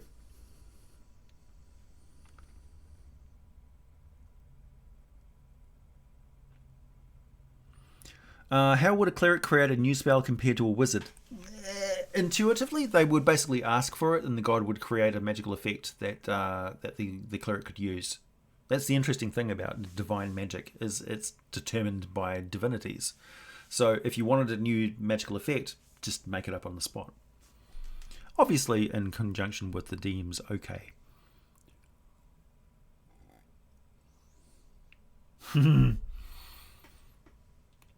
I would like to play a Tabaxi sorcerer. Yeah, that's one of my go-to characters, actually. Tabaxi sorcerers. Also, Tabaxi, I don't think like a frontline Tabaxi fighter is very cool, but a duelist or somebody who like talks and preens and is very kind of narcissistic and hedonistic. I quite like that Tabaxi character. Like, I'm so bored with the situation, you know. They're just pushing the envelope all the time. Do you think there's some big lore secret about Imaskara that the gods are hiding? The Imaskari were a human empire that pretty much first discovered, from the human standpoint, multi-dimensional physics. So the Imaskar now exist in a pocket dimension that they've created for themselves. So they've created their own mini multiverse inside the multiverse. And they kind of don't see the point of returning back to the doorway they originally left from. So they're in the deep Underdark. In certain places there are these vaults, these heavily protected vault doors, which lead to the Imaskari Empire. It's hidden now. It's hidden away within like its alternate dimension. The closest you could get to, I think, was in Diablo 2, where you go into this area which is all these stairways and passages, and there's just like stars in the background. That's what the Imaskari Empire is like now. They exist in this the many recursive rooms of the TARDIS from Doctor Who. So the Imaskari Empire now live within the TARDIS. And the deep Imaskari that you now see are re-entering the world bit by bit have their minds wiped of where the TARDIS is, where the portal is back to the Imaskari Empire. They have agreed to forget where the location of the portal is in order to explore back into the world that they came from originally.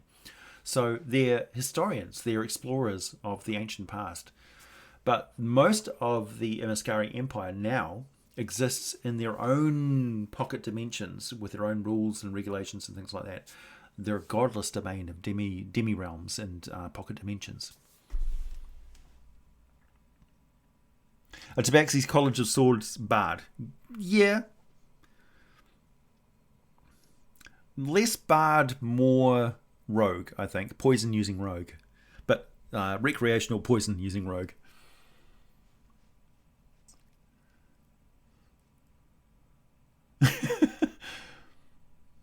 What was your funniest natural 20 moment? Oh, I don't know, man. It's like asking a NASCAR driver when their favorite lap was. I don't know. There's been many. Oh, okay. I had a gnome character who attained a Vorpal sword, and the DM was he provided us with an opponent, a master opponent with a neck. And the first roll of the round in combat was a natural 20 with my Vorpal sword that decapitated the foe.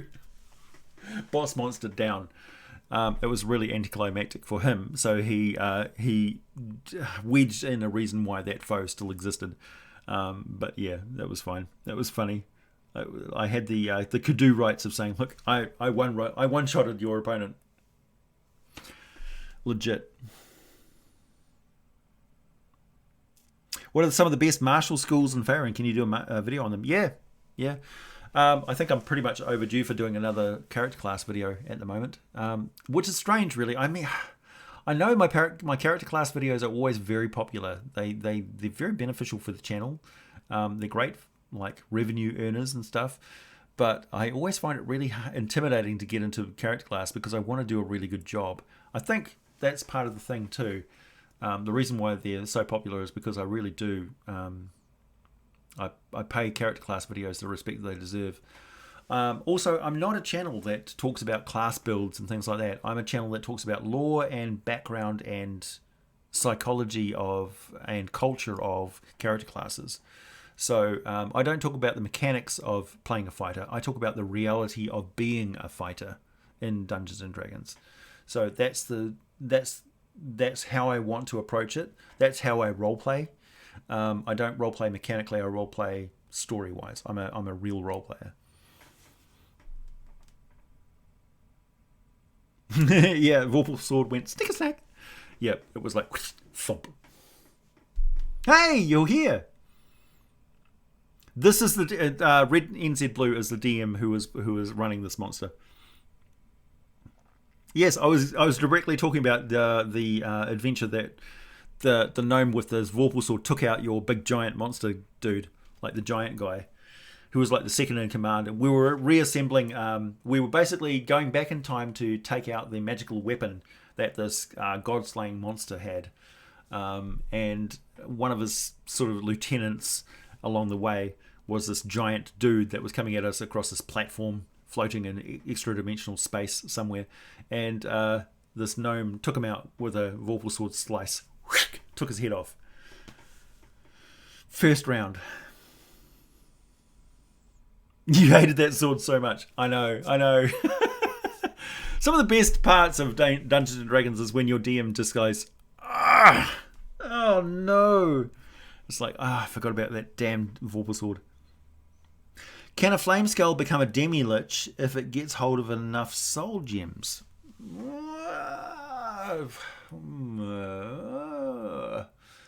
Wow.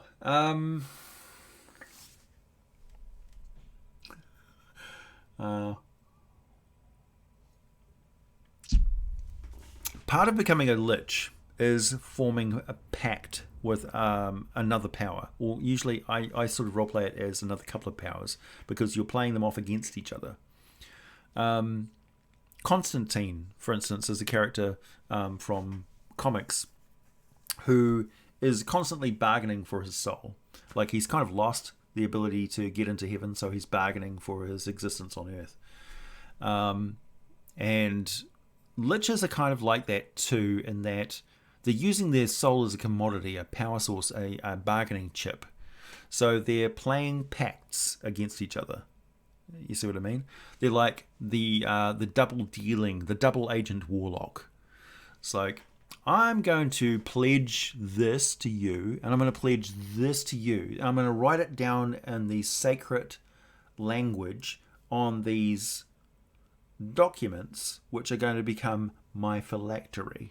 So the phylactery is like a contract, in supernal words sort of thing, words of creation and destruction, which is hidden away. And if that contract is destroyed, the lich is destroyed. See what I mean? So how would a flame skull go about doing that? It's possible, but really tricky, I think, is the answer.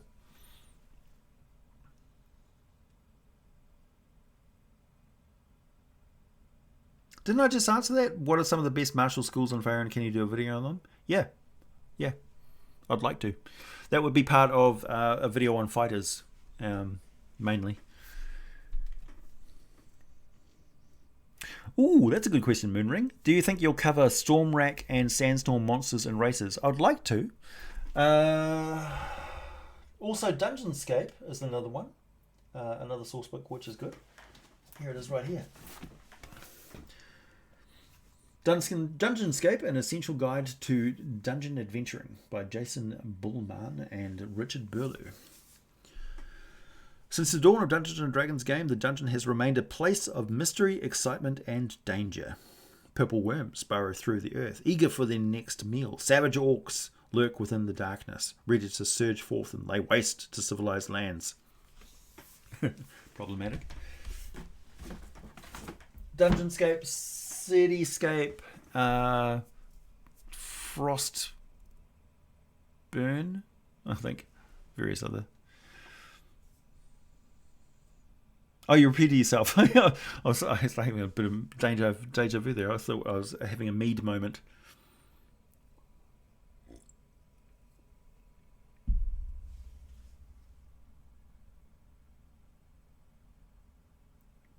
Exactly, Mark. Yeah, you're getting it.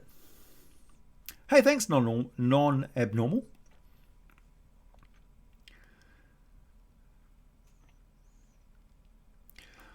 Yeah, there is an adamantine golem. The first thing, of course, is getting hold of that much adamantine. I mean, that's a lot. Essentially, adamantine is a specialist material which is kind of a representative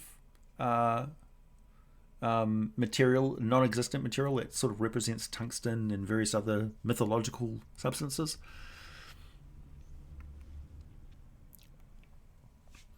Jonathan, that's a good question. Cthulhu Mythos and Yog Sothory. What is the difference between great old ones and elder gods? So the idea of elder gods is they're beings that existed before the civilizations on a world existed. So they sort of had ownership of space, ancient powers, old powers, elder powers that are kind of like you're the forgotten backwater of their empire, that you're in their territory, they own your land sort of thing, but you've built up your civilization without awareness of the fact that they own the territory that you're on. So when they show up, they take ownership of their planet again and clear away any riffraff which have gotten in the way in the meantime. This is H.P. Lovecraft's kind of worldview of the danger of, because it was a time of colonialism and like a bigotry. So when the elder beings show up, they're re-establishing their politics and their ownership of the situation. They're vastly old and experienced powers who have kind of like got no interest in your small petty squabbling troubles. They've got bigger issues of their own, ancient issues, thousands and thousands of years in the making. Whereas elder evils can be more recent, and they're more dramatic. Like, okay, so if the gods are fighting with primal powers of darkness, then they're creating weapons of mass destruction, and so the elder evils are kind of those nukes that they've created to fight in these climactic wars. And when the wars subside and go away, but the nukes still remain, then that's what the elder evils are kind of about.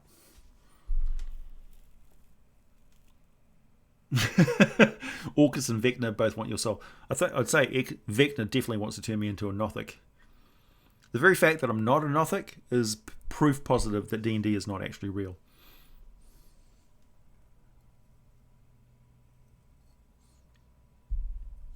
Jeremy, that's a good question. Are there any source books that I recommend from previous editions? Yes. I actually recommend the Dungeon Mastery book from Pathfinder First Edition. That's really good. The Underdark is a really, really good source book. I would say this is look how thin this is, but this packs a powerful punch. This is a really well put together source book, and it's a delight to read. So Underdark, Dungeons & Dragons from 4th edition is really good. I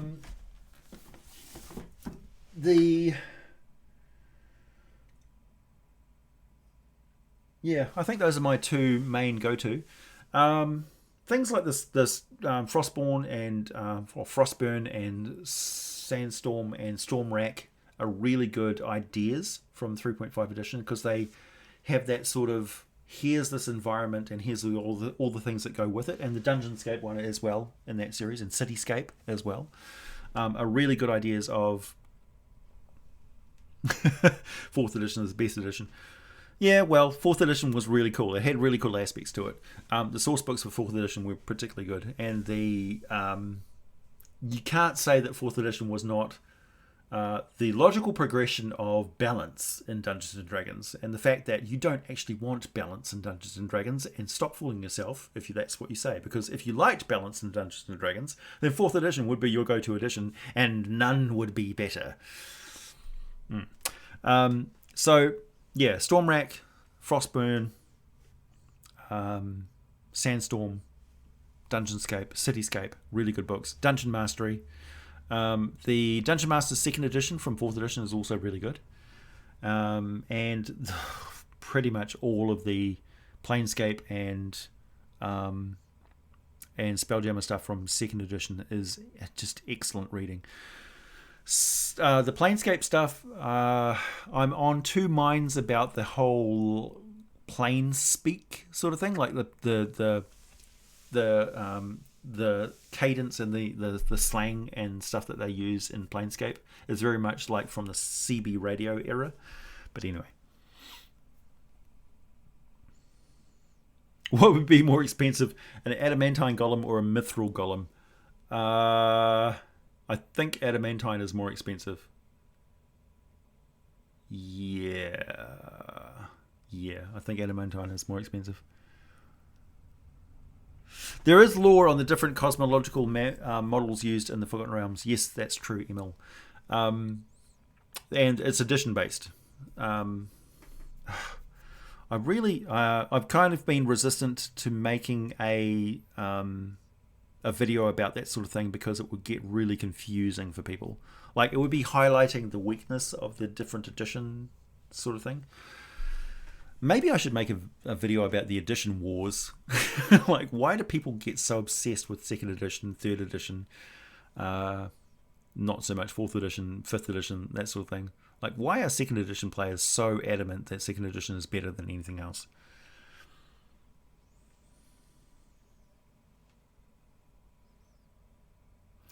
That's true, not a dog. The fact that I'm not an author could confirm that the powers of Faerun have no power on the planet of Earth.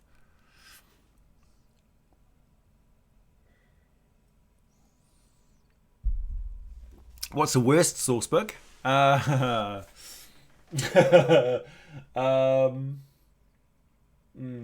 don't know.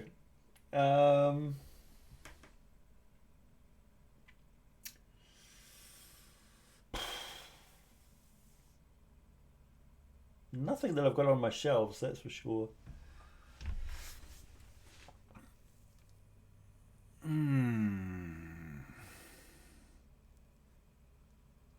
don't know.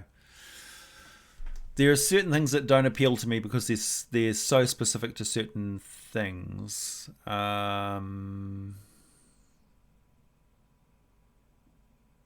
Like, for instance, I mean, it's highly personal.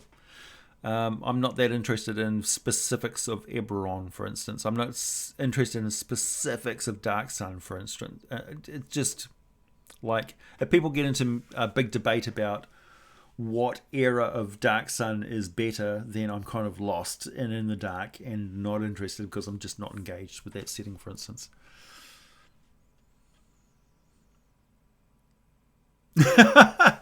That's true, Kick-Ass Duke. That's perfect. Put an Elder Brain inside a Golem. Krang from Teenage Mutant Ninja Turtles. Yeah, true. Wow. Put an Obelix inside a golem, and you've got something similar too.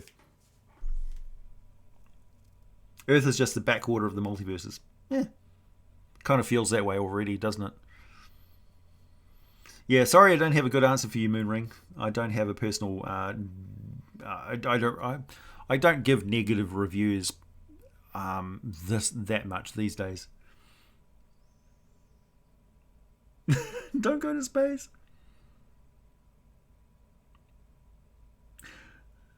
10-minute a week video, The Addition Wars by AJ.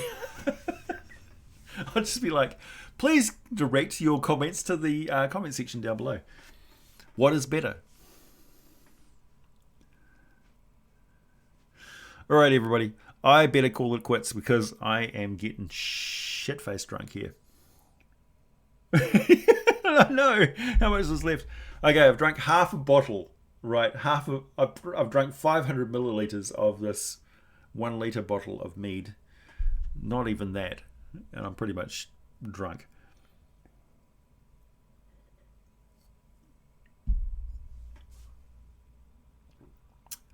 What would I think about having the setting for 6th edition be a beer?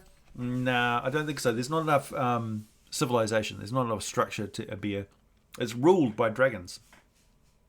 And that's too niche, I think. You need more of a generalistic thing. Honestly, I think Magic the Gathering and Galarian as a setting for 6th edition is an interesting idea. I think it's something that Wizards of the Coast should certainly put out vast amounts of feelers to the community about. Get a really good gauge.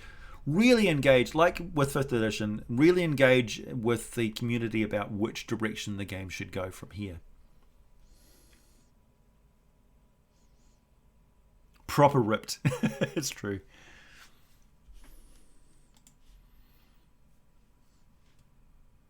Can we talk about lupins? No. Go away, furry. Yugoloth and Golem is a Dalek. Oh, nice. I like that. No, I don't think that... okay, Astral Dreadnought... Oh, that's a good question. Are Astral Dreadnoughts evil? They have no concept of anything being other than themselves. They lead a pretty lonely and weird existence when you think about it, just drifting through dream space looking for intruders. So they're looking for morsels that smell weird, and they eat them. So they're predators, really. They're no more complex than a moray eel.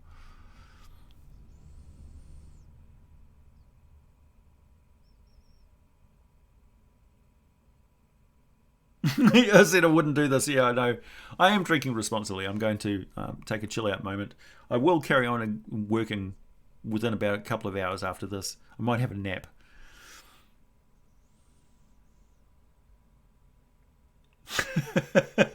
I like it, Buried Axeblade. Yeah, this is what I'm like when I'm drunk. I'm just conversational and kind of like happy and fun. I laugh at everything.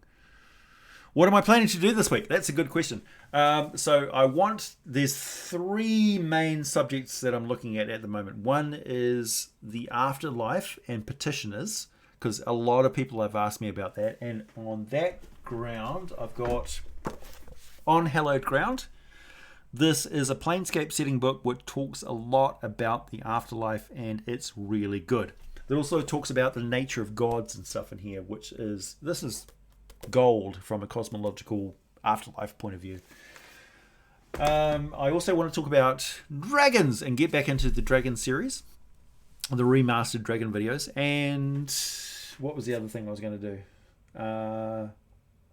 Ian, what was I talking about? What was the other video I was doing? Let me just have another drink while you respond.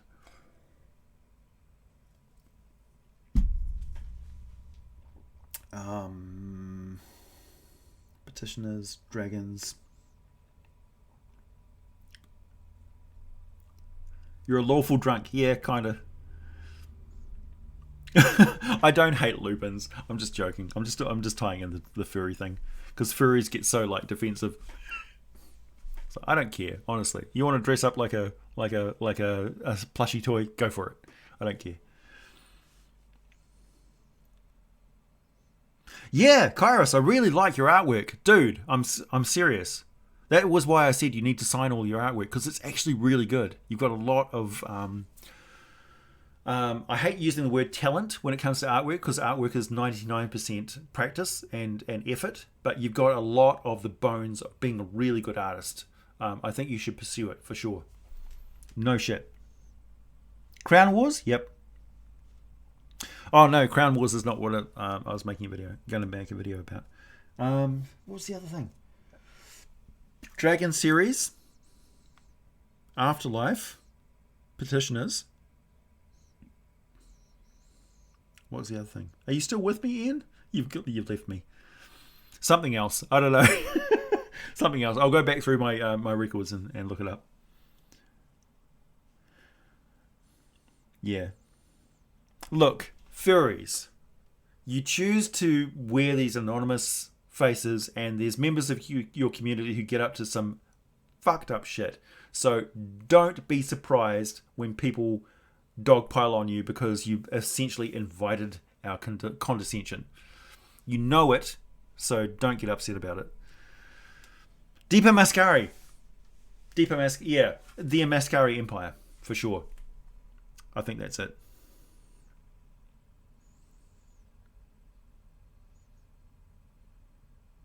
That's true, Nintendo camcorder. That's right. Hey, thanks to Wall. Thank you, everybody. This has been a very enjoyable stream. Not just because of the alcohol, but because honestly, yeah, you've asked some really, really good questions. Petitioners, yeah. Buried X-Blade, I've got a lot of questions from people about petitioners. So what I'm going to do is I'm going to essentially read directly from the source material, much like the Infinite Staircase video, which was quite popular. So yeah, dogpile. that was a poor choice of words. You're right. Okay, bye everybody. I'm going to chill out, and then I'm going to go finish completing a construction project, which involves the complicated assembly of some cast iron. Be well, stay safe. We're almost through this weird transitionary period, and I celebrate all of you and all of your efforts and all of your hardships and stuff. And I will catch you next weekend.